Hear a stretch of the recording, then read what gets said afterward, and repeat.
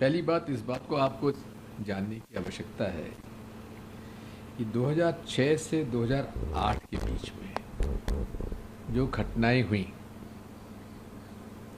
8 सितंबर 2006 मालेगांव में ब्लास्ट हुआ मस्जिद में, 37 लोग मरे, लगभग 100 से ज़्यादा लोग घायल हुए, 9 लोगों पर केस चला अपराधी के रूप में, और पूरे 9 लोगों को दोषमुक्त कर दिया गया। फिर फरवरी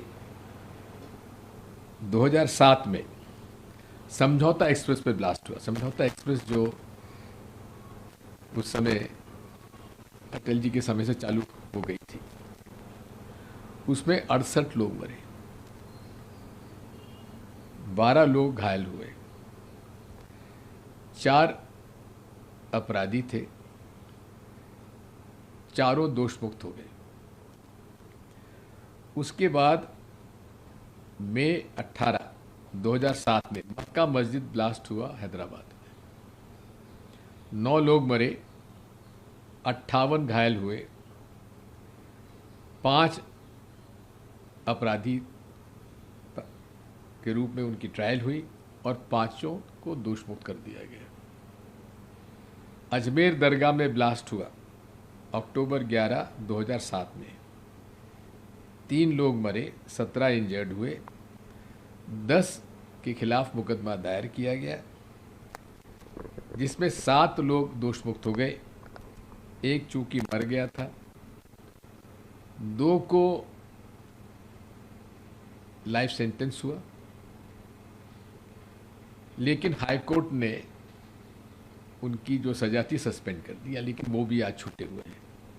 इसका मतलब ये है कि जितनी भी ये घटनाएं हुई हैं उसमें मुक्त हो गए, केवल 2 लोगों को सजा हुई और 2 लोगों की सजा भी सस्पेंड हो गई है।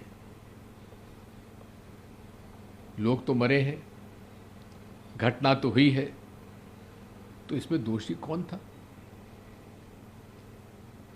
ये ना तो इसका उत्तर सरकार दे रही है, ना पुलिस दे रही है, ना इन्वेस्टिगेशन एजेंसी ने जो केस बनाया था। अब ये मालेगांव का जो ब्लास्ट हुआ था, जिसका कि आज फैसला आया है, ये 29 सितंबर 2008 को हुआ था। 6 लोग मरे, 100 घायल हुए, 7 लोगों को अपराधी माना गया, केस चला और 7 दोषमुक्त हो गए। और इस केस में अदालत ने ये कहा है कि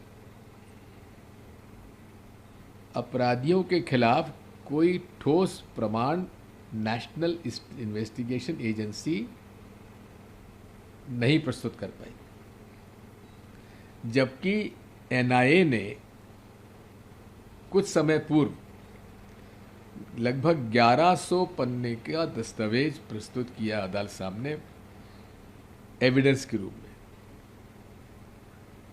और ये मांग की गई कि दोषियों को उन्हें डेथ सेंटेंस दी जाना चाहिए, मृत्युदंड देना चाहिए। अब एनआईए की इन्वेस्टिगेशन में प्रोसिक्यूशन, एनआईए ने क्या कहा हम तो जानकारी इसमें रखते नहीं है, लेकिन इतना जरूर है कि इतनी सारी घटनाओं के होने के बावजूद भी किसी को सजा नहीं हुई। जिन 2 लोगों को सजा हुई उनको भी हाई कोर्ट ने उन्हें छोड़ दिया, छोड़ा नहीं है, लेकिन उनको जो सेंटेंस था, जो उनकी सजा थी, वो सस्पेंड कर दी गई। अब ये आरोप कांग्रेस पार्टी पे लगाया जा रहा है कि हमने हिंदू टेरर या संघ टेरर कहा है, जबकि संघ टेरर कहने वाले कौन थे? सरकार के गृह सचिव श्री R.K. सिंह, जिनको सेवानिवृत्ति के बाद भारतीय जनता पार्टी ने संसद सदस्य बनाया अपने टिकट पर और मंत्री बनाया। संघ टेरर का नाम उन्होंने दिया था, सैफरन टेरर, संघ टेरर, सैफरन टेरर का। उसके बारे में क्यों भाजपा चुप है, हम जानना चाहते हैं। मेरा तो इसमें इतना ही कहना है, उस समय भी जब ये संघ टेरर या सैफरन टेरर कहा गया था तो मैंने और जनार्दन द्विवेदी जी ने इसका विरोध किया था कि आतंकवाद का कोई रंग नहीं होता है, और आतंकवाद जो है ये उन्हीं लोगों में देखा जाता है जो नफरत के आधार पर इस प्रकार की प्रवृत्ति में जुट जाते हैं। इसलिए मैं तो इतना ही कहूँगा कि आखिर ये घटनाएं जो हुई हैं, ये कोई ना कोई तो अपराधी इसमें है। अगर ये सभी दोष मुक्त कर जाते हैं, ये सब लोग दोषी नहीं थे, तो आखिर दोषी कौन था, ये मेरा प्रश्न है।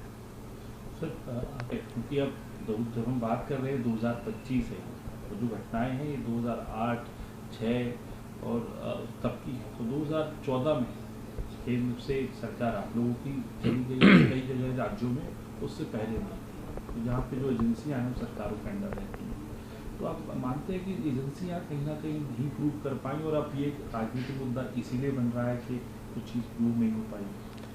देखिए, ना मैं शासन में हूँ, ना मैं शासन में रहा हूँ। जो जानकारियाँ थी वो हमें आप लोगों से ही मिलती थी, और उन जानकारियों के आधार पर ही हम कुछ बात करते थे।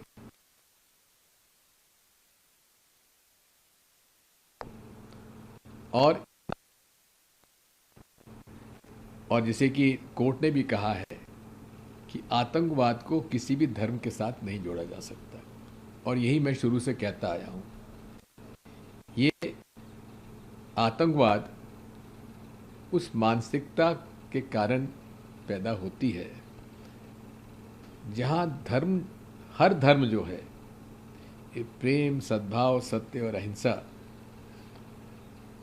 का और सद्विचारों का शिक्षा हमको देता है। तो इसलिए इसको धर्म के साथ जोड़ना अनुचित है। ये व्यक्ति की मानसिकता है और इसके खिलाफ कार्रवाई होना चाहिए। आज भी 2 लोग एब्सकॉन्ड कर रहे हैं, मतलब फरार हैं, रामजी कलंगसरा और संदीप डांगे। उनके ऊपर 10-10 लाख का इनाम है। वो कहाँ है, उनको क्यों नहीं पकड़ा जा रहा है, ये भी एक प्रश्न है। सर, आखिरी से उसके बाद में आफ्टर इफेक्ट्स भी दिखाई दे रहे हैं। 500 पॉइंट सेंसेक्स गिर जाता है, निफ्टी तकरीबन 0.6% गिर जाता है, और 5 महीने के न्यूनतम स्तर पर डॉलर के मुकाबले रुपया चला जाता है। तो इसको कैसे देखते हैं? जब से उन्होंने बयान दिया है तब से रुपये की मूल्यांकन में 1 रुपये की गिरावट आ गई है, जो कभी नहीं हुई इतनी। डोनाल्ड ट्रंप साहब का यदि आप देखेंगे तो उन्होंने एक तरफ ये भी कहा है कि India is a dead economy. अब डोनाल्ड ट्रंप साहब के संबंध नरेंद्र मोदी जी के साथ बहुत अच्छे बताए जाते हैं, लेकिन जहां उन्होंने एक तरफ हिंदुस्तान पर टैरिफ बढ़ा दिया, वहीं पाकिस्तान के साथ उन्होंने समझौता कर लिया। तो आखिर ये सब बातों का जवाब हम लोग, जो स्टेटमेंट दिया पीयूष गोयल जी ने, हम जानना चाहते थे कि आखिर इस बारे में आपको क्या कहना है।